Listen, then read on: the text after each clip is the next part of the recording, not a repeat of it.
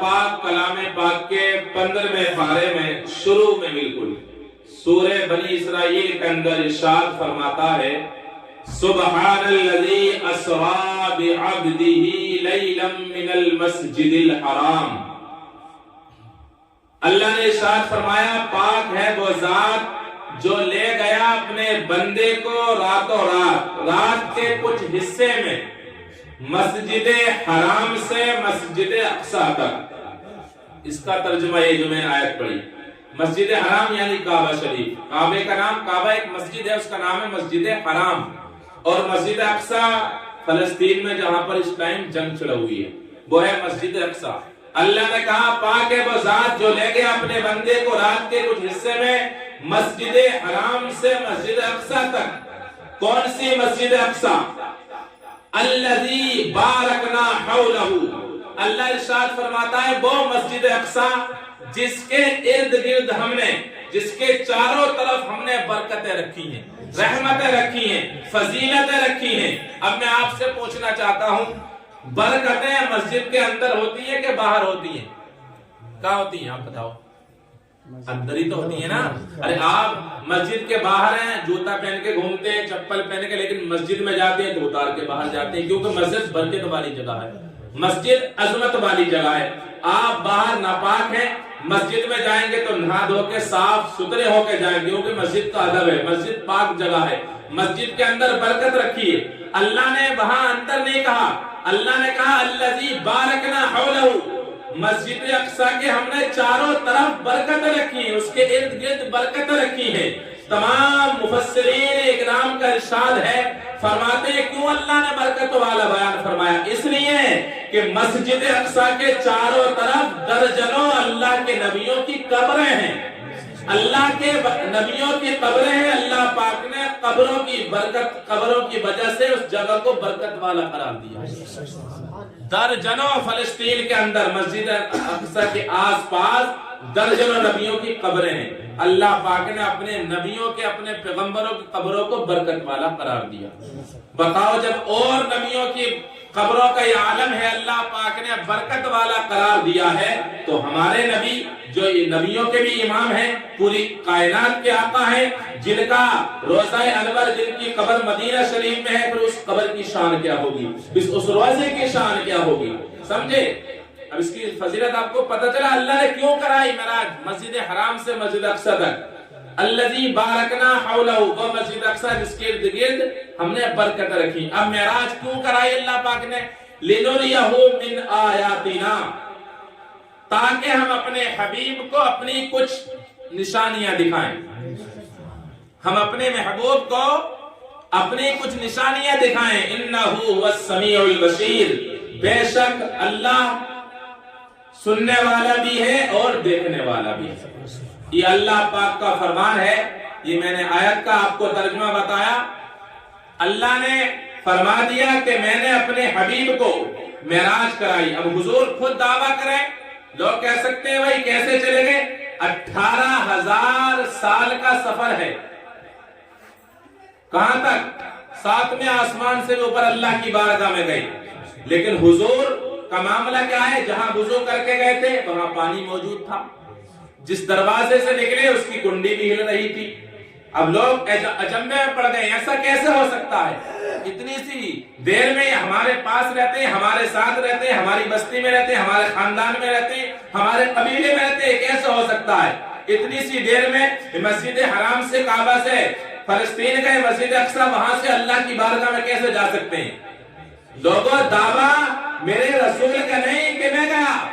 آیت پہ غور کریں، سبحان الذی اسری، دعویٰ تو میرے رب کا ہے. اللہ خود کہہ رہا ہے اے لوگوں دعویٰ کرنے والے کو مت دیکھو، یہ دیکھو کہہ کون رہا ہے. سبحان الذی اسری، پاک ہے وہ ذات جو لے گیا اپنے بندے کو راتوں رات کے کچھ حصے میں. وہ اللہ جو آنے جانے سے پاک ہے، لیکن اس نے ارشاد فرمایا میں لے گیا. اب کس شان سے وہ لے گیا اللہ بہتر جانتا ہے. سمجھا؟ اب اللہ رب العزت نے معراج کے موقع پر جبرائیل علیہ السلام جو فرشتوں کے سردار ہیں، تمام فرشتوں کے آقا ہیں، جبرائیل علیہ السلام سے ارشاد فرمایا اے جبرائیل جاؤ میرے حبیب کو میری بارگاہ میں لے کر کے آؤ، میرے محبوب کو میری بارگاہ میں لے کر کے آؤ، مجھ سے ملنے کے لیے لے کر کے آؤ۔ اللہ رب العزت کا حکم سنا جبرائیل نے، دنیا میں تشریف لائے، میرے آقا صلی اللہ تعالی علیہ وسلم مصطفیٰ جان رحمت، شمع بزم ہدایت، نوشہ بزم جنت، اپنی چچا زاد بہن ام ہانی کے مکان میں آرام فرما رہے ہیں، سو رہے ہیں۔ اب جبرائیل علیہ السلام دروازے سے نہیں آئے، دروازہ نہیں بجایا۔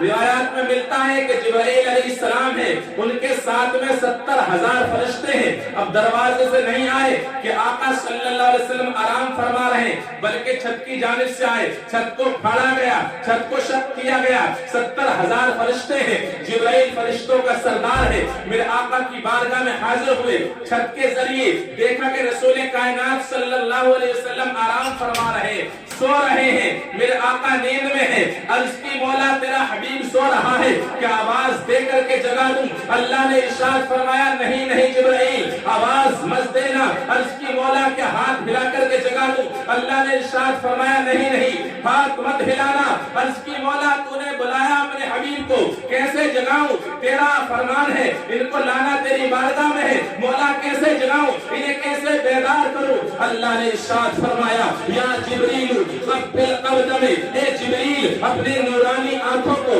اپنے نورانی ہونٹوں کو، اپنے نورانی چہرے کو، اپنے نورانی پیشانی کو میرے حبیب کے تلووں سے ٹچ کر دے، میرا نبی بیدار ہو جائے گا، میرا حبیب بیدار ہو جائے گا۔ اللہ پاک کا حکم سنا جبرائیل نے، اب میرے آقا صلی اللہ تعالی علیہ وسلم کے تلووں سے اپنے نورانی ہونٹوں کو ٹچ کر دیا، چومنے لگے، اپنے ہونٹوں کو میرے آقا کے تلووں سے پھیرنے لگے۔ اب برادران اسلام سننے کا مقام ہے، اے پنڈت ننگلا کے غیور سنی مسلمانوں سنو، میرے آقا کی شان کیا ہے، ان کا مقام کیا ہے، اللہ پاک نے ان کی شان کو کتنا بڑھایا ہے، میرے نبی کے طلبے کی شان کو سنو۔ اب جبرائیل نے جو طلبے کو چوما میرے نبی کے، میرے نبی بیدار ہو گئے، نیند سے اٹھ گئے، جاگ گئے۔ اب جبرائیل علیہ السلام جو نبی کے طلبوں کو چوم رہے تھے، اب اپنے چہرے کو نہیں ہٹا رہے ہیں، اپنے ہونٹوں کو نہیں ہٹا رہے ہیں، اپنی پیشانی کو دور نہیں کر رہے ہیں۔ عالم تصور میں پوچھا گیا، اے جبرائیل علیہ السلام تم نے تو پوری کائنات کو دیکھا ہے،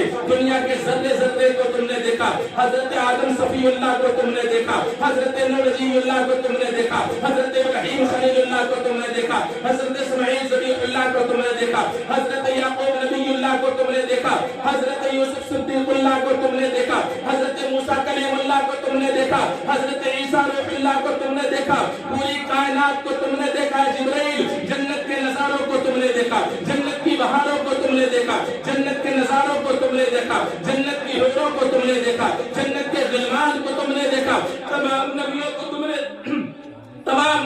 تم نے دیکھا، تمام نبیوں کی امتوں کو تم نے دیکھا۔ اے جبرائیل اپنے طلبے کو میرے نبی کے، اپنے ہونٹوں کو میرے نبی کے طلبے سے جدا کیوں نہیں کر رہے ہو؟ تم نے تو تمام نبیوں کو دیکھا ہے، تمام نبیوں کی خوبصورتی دیکھی، تمام نبیوں کو امتیوں کو دیکھا، پوری کائنات کے ذرے ذرے کو، چپے چپے کو، گوشے گوشے کو جبرائیل تم نے دیکھا ہے۔ اب جبرائیل نے ارشاد فرمایا، اے نادان کیا پوچھنا چاہتا ہے، کیا سننا چاہتا ہے؟ اگر سننا چاہتا ہے تو سن لے، ہاں ہاں میں نے سب کچھ دیکھا ہے۔ حضرت آدم کو کشتی کا ملہ، حضرت آدم کو عرفات کے میدان میں روتے ہوئے میں نے دیکھا، حضرت نوح کو کشتی کا ملہ بنے ہوئے میں نے دیکھا، حضرت ابراہیم کو آگ میں جاتے ہوئے میں نے دیکھا، حضرت اسماعیل کو چھری کے نیچے لیٹے ہوئے میں نے دیکھا، حضرت زکریا کو آلے سے چلتے ہوئے میں نے دیکھا، حضرت سلیمان کو حکومت دنیا کرتے ہوئے میں نے دیکھا، حضرت الیاس کو، حضرت ادریس کو جنت میں جاتے ہوئے میں نے دیکھا، حضرت موسیٰ کو کوہ طور پہ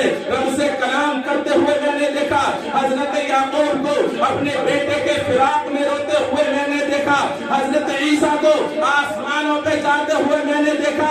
جبرائیل کہتے ہیں، اے نادان کیا پوچھنا چاہتا ہے، کیا سننا چاہتا ہے؟ اگر سننا چاہتا ہے تو سن لے، نہ پھولوں میں دیکھا، نہ کلیوں میں دیکھا، نہ نبیوں میں دیکھا، نہ بلیوں میں دیکھا، نہ جنت کی گلیوں میں دیکھا، مزہ جو محمد کی تلیوں میں دیکھا۔